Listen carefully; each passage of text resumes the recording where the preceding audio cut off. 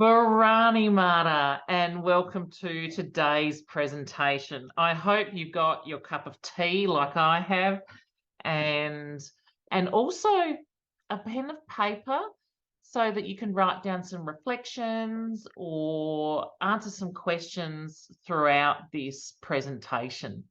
So my name is Bianca Stawiarski and I'm from Warrada Holistic Wellness. And today's topic is kicking the scarcity mindset. So I'm just going to share my screen. So hopefully you can see it. So I'm hoping that you can see this now, and I will soon find out if you can't. But anyway, kicking the scarcity mindset, operating outside of a competitive market. Now, I know this goes against everything that we're actually told we should be doing in business. You know, we're told we should be looking at our competitors and we should be analysing the way they do things, the services that they offer, the pricing.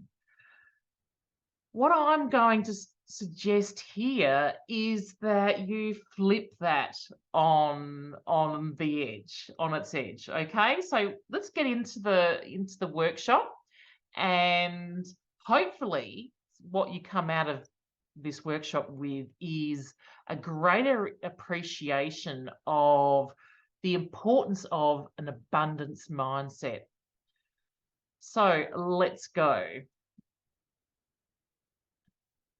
Firstly, as a Buddy Maya and Ukrainian woman, it is always important that I acknowledge the country that I'm on here. So where I'm recording from today is Ghana country, and it's on the cusp of Ghana and Paramount countries. So for me, it's really important to acknowledge the traditional custodians of this country that I'm on, and also the surrounding countries, because of the way that we moved. And I'd also like to acknowledge First Nations peoples from every country around Australia and the country that you're joining from, and also any First Nations peoples that are watching this. And I think that's really important. You know, I'm just going to look out the window here because this for me is really, really important to who I am. I'm sitting here and I'm looking out over the valley, and I have the windows open because I like to feel Ghana breeze. And what I'd like to suggest to you is that whether you're aware of it or not, ancestors are still singing. The song lines are still here, and everything is still occurring. So importantly, I want to acknowledge our elders from the past, our elders that are here today doing an incredible job in our communities, and our elders that are still to come. It's really important that we understand that there is continuing connection to land, waters, sea, country. And for my country, which is Buddy Maya, which is Midwest, Western Australia, this country here, this Ghana country, is very different to my country. But it's important that we acknowledge. So we'll continue on. What are we going to talk about today? We're going to have a yarn, okay? We're going to just take it back a bit, looking at scarcity, moving from scarcity to abundance. Have a little introduction on who I am, a bit of background, what's the difference in mindset, and the importance of energy. And hopefully you will have a chance soon to purchase your own copy of Ignite, so that you can start to read some of the words that I'm talking about. So who am I? Bianca Stawiarski or Bianca Stawiarski, depends on whether you've Australianised the word or not. So I'm best described as the founder and managing director of Warrada Holistic Wellness. I'm an Indigenous social enterprise operating at the international level. So as I explained before, I'm a Buddy Maya and Ukrainian woman. I'm a centered, purpose-driven healer, facilitator, coach, international co-author, and change maker. I'm not going to read all of that. Hopefully this will give you enough time. I'm mum to Savannah and Orson. They're grown-up children now, or young adults, and I'm honoured to be to see the way that they grow and develop as adults. I'm also a qualified mental health practitioner, and I'm also a qualified coach, amongst other things. So why was Warrada Holistic Wellness set up? It was set up to decolonise mental health and well-being, while also empowering a diversity of women to reconnect with their unique inner fire and, importantly, embrace healing on their own terms. And the idea is that this is to move beyond Western models of dysfunction and disempowerment, and understand that we all innately know how to heal. And also so that's at the grassroots level. At the corporate level, what I'd like to do is also then work at the corporate level to create systems change so that people accessing services are no longer re-traumatized. So here's a quote from my chapter in Ignite. Operating from an abundance mindset gives you the most incredible power and opportunity to create real change. It frees you from the concept of entrapment, of being in competition, where you need to see what other people are charging for their products and services. You literally can build and develop your own cohort and offer those things uniquely. Now, this is the important part. We don't need to be in this competition mindset. We can develop our own spaces.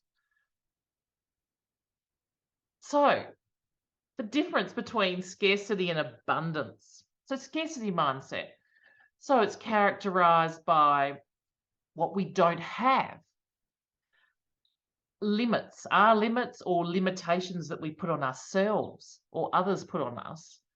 The limited availability of people accessing our products and services.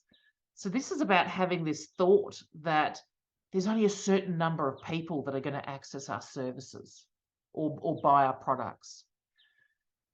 It has this thought pattern that we're competing for clients and customers with other service or product providers because there's only this finite number of customers or clients. And it has this sort of grasping effect for clients and dollars. So that's kind of summarizes the scarcity mindset. And then when we look on the other side of an abundance mindset, it's characterized by creating opportunities. We don't just wait for these to come to us. We're literally creating them. And then it also has a belief in sufficient resources for everyone. There is more than enough people out there for everybody to have sufficient customers or clients. It also has this collaboration approach so that we collaborate with other service or product providers. It is grounded in that we understand our uniqueness, our authenticity, and about communicating our value. And the other important thing about an abundance mindset is it is about lifting your sisters and brothers up. This is not about being in competition. As you can see, I just love love looking at the difference, and I'm sure you can understand where I operate from. I want you just very quickly, in literally 5 or 10 seconds, write down, if you're operating a business, write down what mindset you think that you are operating from. There's no right or wrong answer. Okay, so just write it down really quickly while we go to the next slide. So, flow or transference of energy. Oh, I just love this part. So, scarcity. I know we've just touched on this. And also, I'd love to hear your comments about the question I just asked you. So put it in the comments field. So scarcity, you're worried about money. Actually, close your eyes for a minute. If you feel safe to, just close your eyes. So scarcity, what does it look like? Imagine that you're worried about money, that you're grabbing at every bit of business that's coming your way, whether it's actually in your niche or not. You're just going, oh my gosh, I need to get money. I bring it, need it, blah, blah, blah, that kind of thing, that kind of energy. Can you feel it? It's also about dropping your prices below sustainable levels to secure a business, or a contract, or to work with an individual. I mean, you're grabbing for money, so you have to be beyond competitive. It's also about holding things very close to yourself, not sharing your ideas or things like that, or also not supporting other businesses. You go, well, I've always got to be about my business. And also, what happens if, as your eyes are closed, hopefully you can feel that the energy is like this desperation energy. And what this does is, rather than actually bring people to you, it actually drives clients and customers away, because there's this feeling that that you're desperate, that you're not actually very good at what you do. And so people get this feeling like that, oh, I don't want to buy from them, or I don't actually want to be connected to that person because of the feeling. So just open your eyes now, if you had your eyes closed, and just kind of shake that off, because that's one way of energy transference. And as you can see, it's not really flowing. There's this blockage, and people can feel that what you do when you're in that space. So let's close our eyes again if you feel comfortable to. We're going to talk about abundance and the flow of energy, the way it's transferred and the way people feel it. So this is about living the belief that your business will generate sufficient funds to meet your business needs. You know, you might not know how it's coming in, or you might not understand where that next thing is, where that next dollar's coming from. But there is a belief that it's just going to work out, that people are going to see what you do is important for themselves, and the energy that you're giving out is, it can just come and go. So importantly, imagine that feeling of staying true to your niche, to your purpose and your pricing. So instead of that kind of grabbing because you know you need money or you need work, imagine the feeling of coming into a service or buying a product where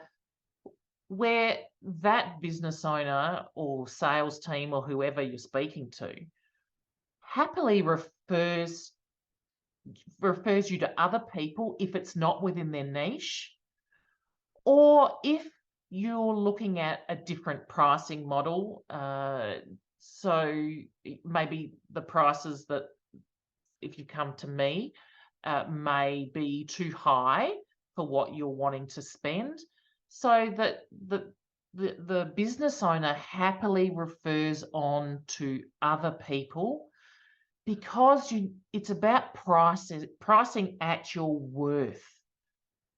So can you feel that? Someone comes into you, you feel, okay, well, it's not really in my niche, or I actually don't really want to take on this work. So I'm actually going to refer it to somebody else, someone that I know has similar values to me, someone that is doing a great job, and it might be better suited to that person. And then the other thing is about entering into collaborations with other businesses. Now, this is even in the same industry as yourself, the same location or a similar location. And even if you could deliver this by yourself, what happens when we enter into collaborations is it opens up that flow. We see about the differences in the services that each of us provide. We also create an opportunity through abundance that these people may also include us in that reciprocal way. So understand that this is a way of moving energy that just comes back to you. It might not come back straight away, but it comes back at some point. So open your eyes now. We're going to shake that off. And it would be curious for you to write in the comments field, what did it feel like when I was talking about scarcity and then when I was talking about abundance? If you thought about your own business, if you have a business, or who you are as a person, what did it feel like when I spoke about each of those areas? What did it feel like in your body? Because when you start to think about what that felt like for you, imagine what it feels like for people accessing the services or purchasing the products. And that's really important. So I'd love to, if you can write in the comments, I'd love to see what that was about. So, with an abundance mindset, what could this look like?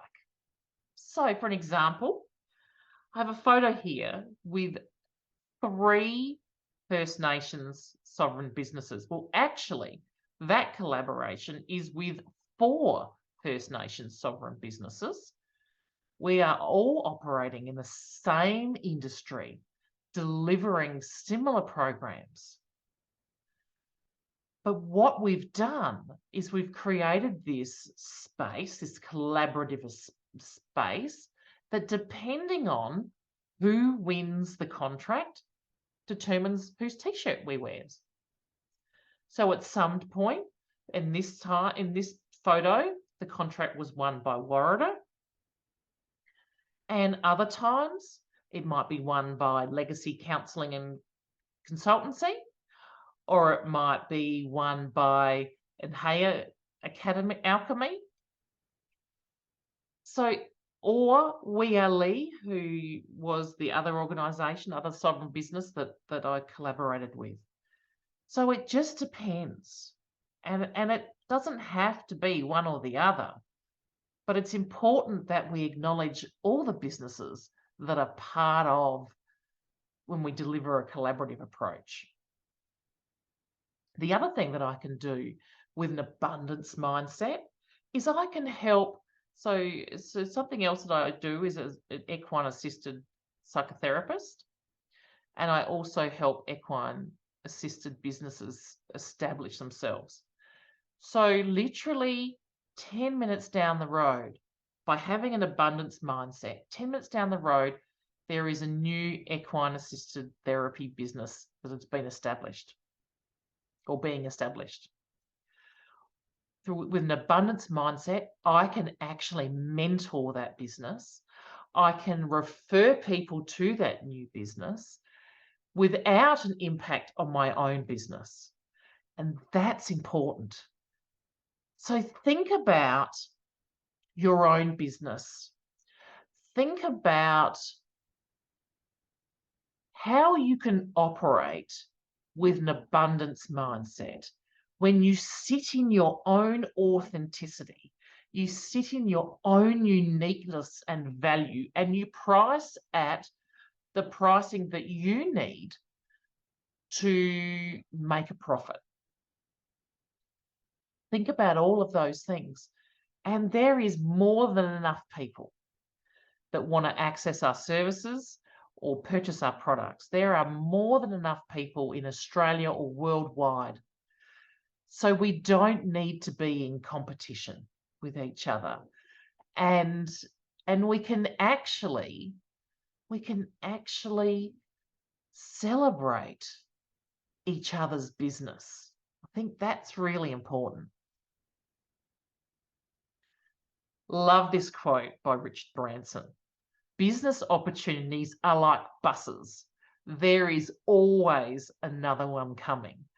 And ultimately, the important thing is that we have to recognize those opportunities and not be scared to take them on. And one of those opportunities may be a collaboration with another organisation or a number of other organisations. So just think about it. Think about the energy you put out. Think about if you stay within your authenticity. For example, the services I offer are uniquely mine. No one else delivers a service like I do. No one else delivers a service or a product like you do. Even if you're both selling fishing hooks. If you're both selling fishing hooks,